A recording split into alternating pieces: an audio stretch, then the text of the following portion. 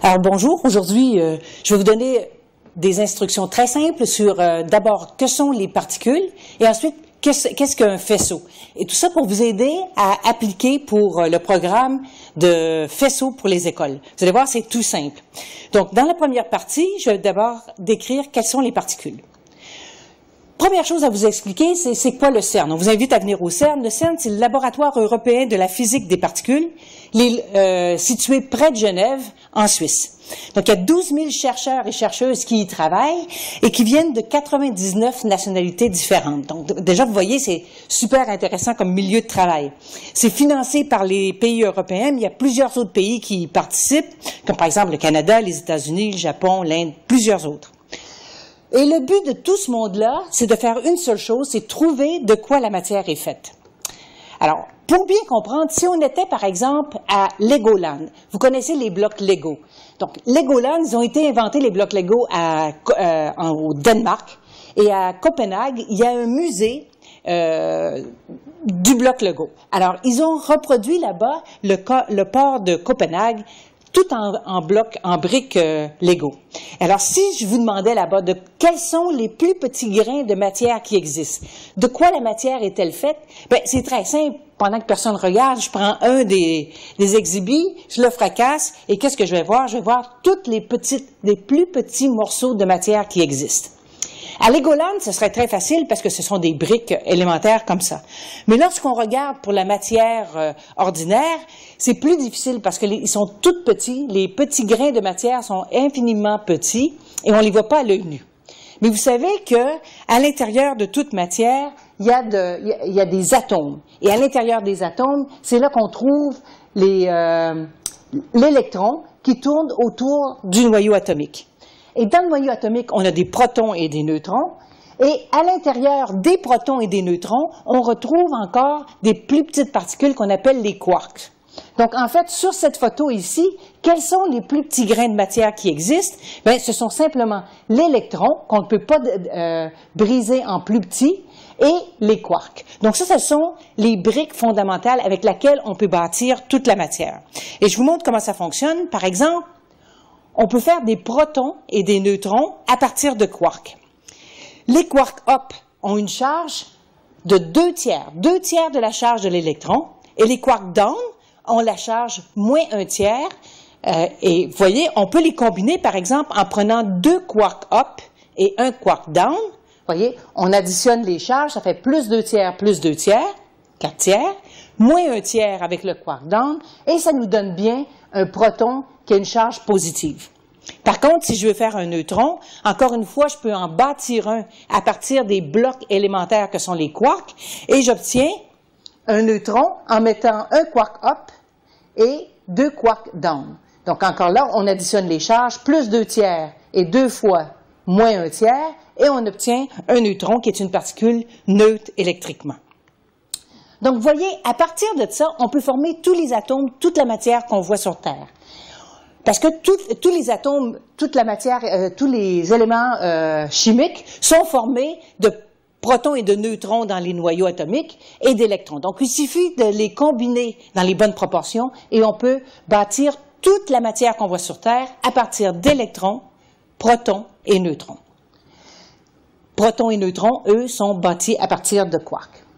Donc, toute la matière est faite de particules fondamentales. Et ça, c'est la théorie qu'on a pour décrire la matière aujourd'hui, qui s'appelle le modèle standard, nous dit que toute la matière est faite de particules fondamentales. Et en fait, il y a 12 particules élémentaires. 6 qui appartiennent à une famille qu'on appelle les leptons. Il y a l'électron que vous connaissez bien. Et 6 qui appartiennent à la famille des quarks, dont le quark up et down. Les autres particules, c'est des particules qui existent aussi, mais qui sont beaucoup plus lourdes et qu'on ne trouve plus aujourd'hui dans la nature. Sauf peut-être les muons, parfois, dans les rayons cosmiques. Le muon, c'est comme un électron, mais 200 fois plus lourd. Et la particule tau, elle est à peu près 4000 fois plus lourde que l'électron. Chacune de ces particules vient aussi avec un neutrino. Et on a aussi plusieurs quarks. On a 6 quarks, le quark up et down, dont j'ai déjà parlé, avec lequel on forme protons et neutrons. Mais il y a aussi d'autres quarks qui sont plus lourds, comme le quark charmé et le quark étrange. le quark top et le quark bottom. Et ils sont de plus en plus lourds, les autres. Alors, ces particules-là ont existé, mais juste au début de l'univers, à l'état naturel. Mais aujourd'hui, on peut encore les créer dans les accélérateurs de particules. Donc, toute la matière ordinaire, en fait, elle est composée d'électrons, de quark up et de quark down. En passant, toutes les figurines que j'ai ici, ce sont des peluches qui viennent du zoo des particules. Et si ça vous intéresse, vous pouvez trouver ça sur l'Internet. On peut les acheter aussi. Donc, la matière, elle est faite de grains de matière. Et ces grains de matière-là tiennent ensemble grâce à des forces. Et les forces, pour sentir les forces, en fait, les particules s'échangent d'autres particules qui sont associées à ces forces. Donc, les particules interagissent entre elles en échangeant des bosons. Et les bosons, ce sont les particules qui sont associées aux forces. Et il y a plusieurs forces différentes. La force qui tient les quarks à l'intérieur des protons et des neutrons, c'est les gluons. Il y a les photons avec la force électromagnétique. Les bosons W et Z. Peut-être qu'il y a un graviton avec la force gravitationnelle et le boson de Higgs qu'on a trouvé récemment avec le champ de Higgs. Bon, alors il y a des forces fondamentales et des particules fondamentales. Tout ça pour dire que toute la matière qu'on a aujourd'hui, on comprend ça en termes de quarks qui sont assemblés différemment. Par exemple, des particules qu'on peut retrouver dans les faisceaux au CERN et qui sont bonnes de savoir d'où est-ce qu'elles viennent, par exemple les pions. Un pion, c'est fait avec un quark up et un anti-down. Donc, toutes les particules que j'ai nommées tout à l'heure, elles ont aussi leurs antiparticules. Matière et antimatière, pour nous, c'est la même chose. Donc, on peut prendre une particule, un quark up et un anti-quark, donc un quark d'antimatière down. Donc, on va obtenir un pion positif. Et si on regarde pour leur charge, ben, le quark up, il a sa charge de plus 2/3. Et l'antimatière du quark down, simplement, sa charge est inversée, donc il devient positif. Alors, vous voyez, c'est comme ça qu'on fait un pion positif. On peut aussi faire des pions négatifs avec un anti-up et un down. On peut faire d'autres particules qu'on appelle des kaons, et ça aussi, vous allez les retrouver dans les faisceaux du CERN. Par exemple, avec un quark up et un anti-étrange, anti-strange en anglais. Donc, plus 2/3, moins 1/3, encore, on peut avoir des kaons positifs et des kaons négatifs. Donc voilà, ce sont des particules qu'on retrouve au CERN. Et les particules, elles peuvent se désintégrer. Se désintégrer, c'est un peu comme se briser en plus petits morceaux. C'est un peu comme si on fait la monnaie pour une grosse pièce de monnaie. Alors, par exemple, si on part avec une pièce de 2 €, on peut la briser en 2 pièces de 1 €. Alors, la valeur totale est toujours conservée. Et, par exemple, si on part avec un quark un quark down, on peut briser le quark down en un boson W et un quark up. Et vous voyez, dans ce cas-ci, une des choses qui sont conservées, ben, c'est la charge électrique. Alors, on part avec un quark down qui a une charge de moins 1/3, un boson W moins 1/3, un quark up plus 2/3. Donc, vous voyez que la charge est préservée. On peut aussi partir d'un boson W et obtenir un anti-up et un quark étrange. Donc, vous voyez, c'est comme ça qu'on finit par produire des quarks étranges au CERN à partir de matière ordinaire.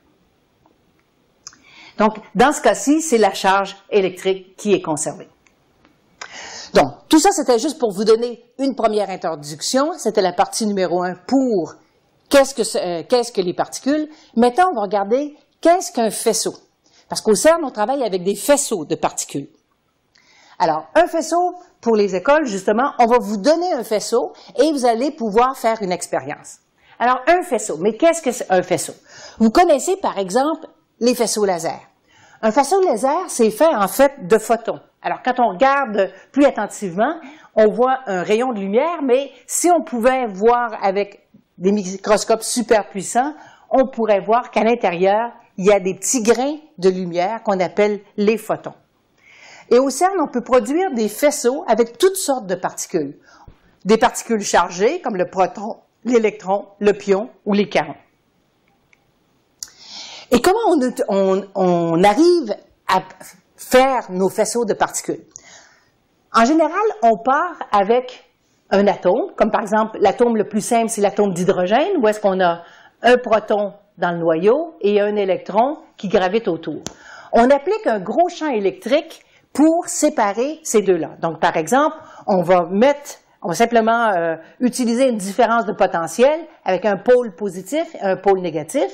Et tout de suite, qu'est-ce qui va arriver? C'est que l'électron va être attiré vers le pôle positif et le proton, qui est positif, va être attiré vers le pôle négatif. Mais là, on lui joue un tour. Juste comme le proton arrive sur le pôle négatif, on inverse la polarité. Et comme le proton a déjà une certaine vitesse, bien, il va tout simplement passer tout droit et ensuite être poussé par la charge électrique. Alors, c'est exactement par le champ électrique. Alors, c'est exactement ce qu'on fait au CERN pour produire nos faisceaux.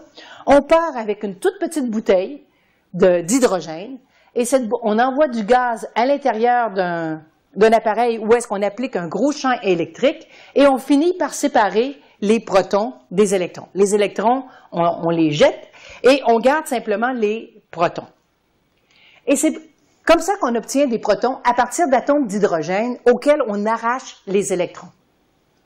Ensuite, ce qu'on fait, on peut accélérer les protons avec un champ électrique, un autre champ électrique, dans un petit accélérateur linéaire qui fait à peu près 30 mètres. Alors ça, ici, vous voyez l'accélérateur. Alors, ça vous donne une idée là, avec la personne à côté, ça vous donne une idée de grandeur de l'accélérateur. Donc, c'est simplement un champ électrique et sur 30 mètres, on accélère les particules. Alors, au CERN, en fait, on a un complexe d'accélérateurs qui est très vaste. On commence ici avec l'accélérateur linéaire d'à peu près 30 mètres, qui est tout petit. On accélère nos protons. On les injecte ensuite dans un premier accélérateur circulaire qui s'appelle le PS. Et de là, on éjecte des protons et ils sont envoyés dans la zone Est. Et c'est là que vous aurez votre expérience. Et ensuite, bien sûr, il y a l'énorme anneau du CERN, le grand accélérateur du CERN, qui est le grand accélérateur de Hadron, le LHC, qui lui fait 27 km de circonférence. Mais c'est pas là que vous travaillerez, vous serez à la zone Est. Pourquoi a-t-on besoin d'un accélérateur? Ben, on a besoin d'un accélérateur parce que il faut une longueur d'onde plus petite que les objets qu'on veut étudier. Par exemple, si vous voulez étudier la forme d'une montagne, on peut utiliser un sonar pour ça. Donc, on va utiliser des ondes sonores qui vont avoir une longueur d'onde d'à peu près 1 mètre. Mais avec un sonar, on peut voir une montagne ou un sous-marin ou n'importe quoi, mais on ne peut pas voir un petit animal parce qu'il est plus petit que la longueur d'onde utilisée. Même chose si on utilise de la lumière, la longueur d'onde de la lumière est à peu près de la moitié de 1 millième de millimètre. Donc, un demi-micron. Et là, on peut voir des objets de la grosseur d'un papillon, par exemple, mais on ne peut pas voir à l'intérieur d'un atome, parce que l'atome est plus petit que la longueur d'onde.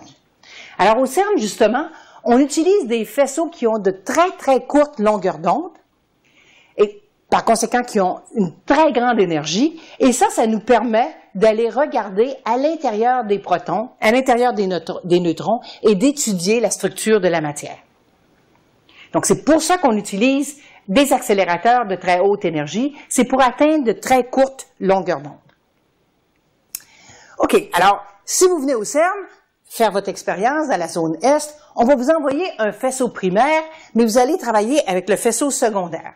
Et comment ça fonctionne? C'est qu'on envoie le faisceau primaire sur une cible.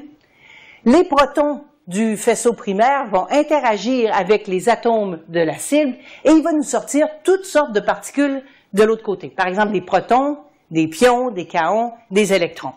Donc, on aura toutes sortes de particules qui vont sortir de la cible. Et ce sera à vous de choisir avec quoi vous voulez travailler. Et comment on peut faire ça? C'est parce que les aimants agissent sur les faisceaux comme, par exemple, un prisme agit sur la lumière. Donc, quand on a un prisme avec de la lumière qui arrive sur un prisme, on peut voir toutes les couleurs de l'arc-en-ciel qui en sortent. Avec un aimant, on peut séparer les particules qui ont des énergies différentes.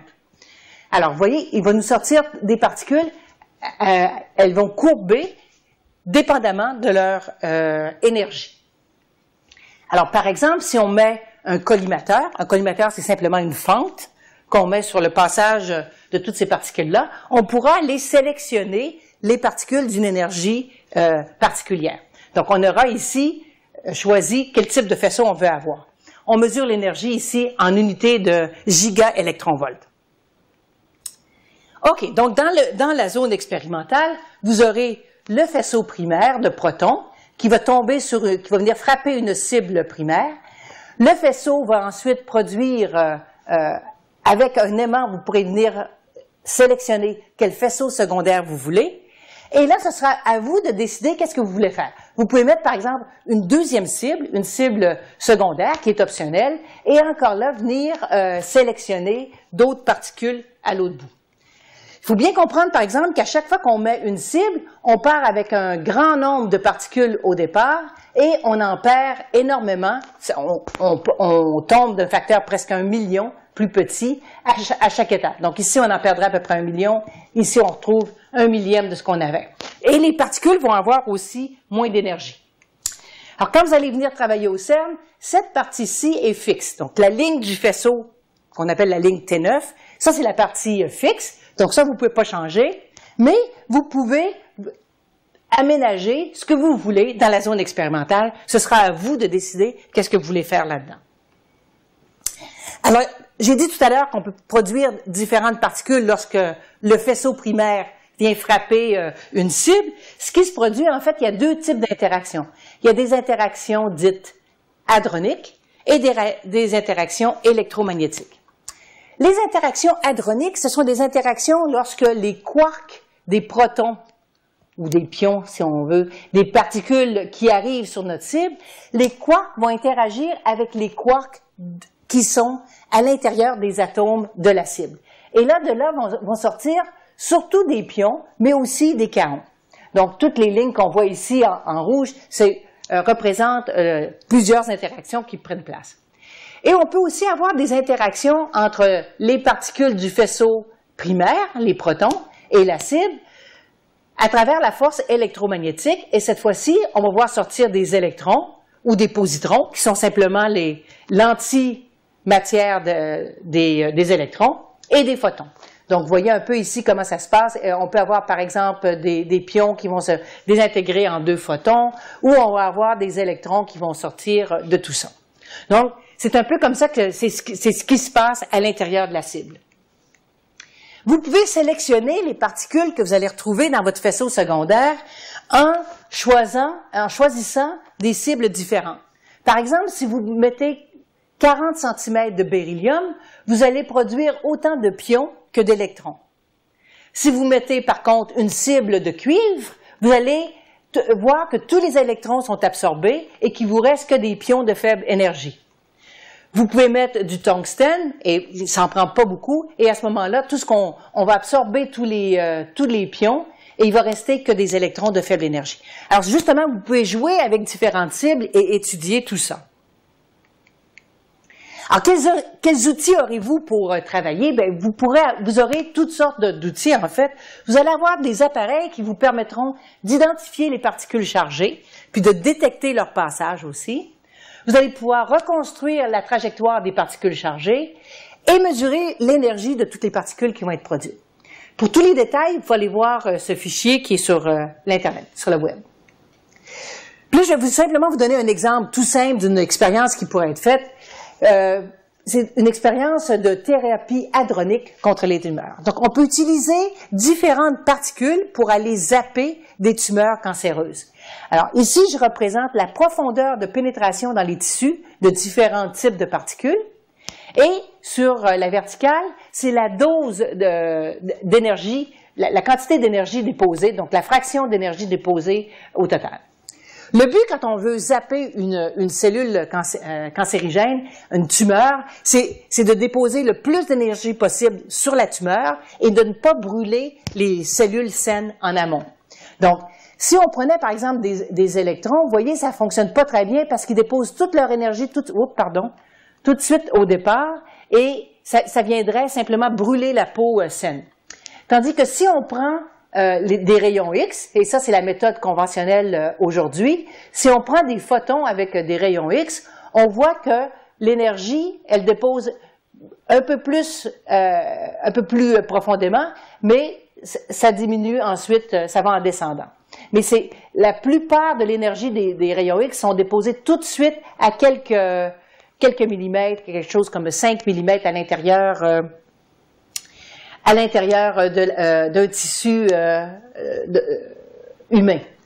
Par contre, si on utilise des protons, voyez la ligne en bleu, ben, les protons ont une particularité, c'est qu'ils vont déposer très très peu d'énergie et ils vont en fait déposer toute leur énergie à une profondeur précise. Alors, si on connaît la profondeur de la tumeur, on peut ajuster justement l'énergie des protons pour qu'ils aillent déposer toute leur énergie ici. Ça nous permet d'aller zapper la tumeur sans brûler les cellules saines. La même chose avec des atomes de carbone. Donc ça, justement, on peut s'amuser à jouer pour simuler la peau alors ou des tissus humains. Tout ce qu'on a à faire, c'est mettre de l'eau, parce que principalement les cellules sont faites d'eau, et vérifier si effectivement l'énergie, le pic d'énergie est à telle profondeur. Donc, est-ce que ça vous tente de venir au CERN? Alors, vous auriez un voyage gratuit au CERN pour 9 élèves et 2 enseignants ou enseignantes. Pour ça, tout ce qu'il suffit de faire, pour le moment, c'est d'envoyer votre application. Vous dites, oui, moi, je viens de telle école et nous sommes tant d'étudiants et d'étudiantes et nous avons 2 professeurs pour nous accompagner. Vous envoyez votre dossier complet, vous avez jusqu'au 31 mars pour penser à quelle expérience vous voulez faire. Donc, d'ici la fin du mois de janvier, tout ce qu'on veut savoir, c'est êtes-vous intéressé? Oui, appliquez. Envoyez-nous simplement votre nom. Ensuite, vous avez 2 mois de plus pour compléter votre dossier. Vous allez trouver tous les détails ici sur le web. Et le but de tout ça, c'est d'abord de vous amuser, d'apprendre comment les faisceaux de particules interagissent avec la matière et avoir la chance de venir travailler dans le plus grand laboratoire de particules, de physique des particules au monde. Sur quels critères on va vous juger pour votre projet? Parce qu'on va sélectionner seulement une équipe n'importe où dans le monde qui va venir travailler ici. Alors, d'abord, ça va être la créativité. Il faut que vous nous montriez que votre projet est intéressant, que c'est créatif. Il faut aussi que ce soit faisable, réalisable, en à peu près une semaine, et que vous savez comment appliquer la méthode scientifique, c'est-à-dire faire une hypothèse, puis développer des moyens pour aller vérifier cette hypothèse. Et tous les détails, vous allez trouver sur le web. Alors, j'espère que vous allez appliquer et puis on vous souhaite bonne chance.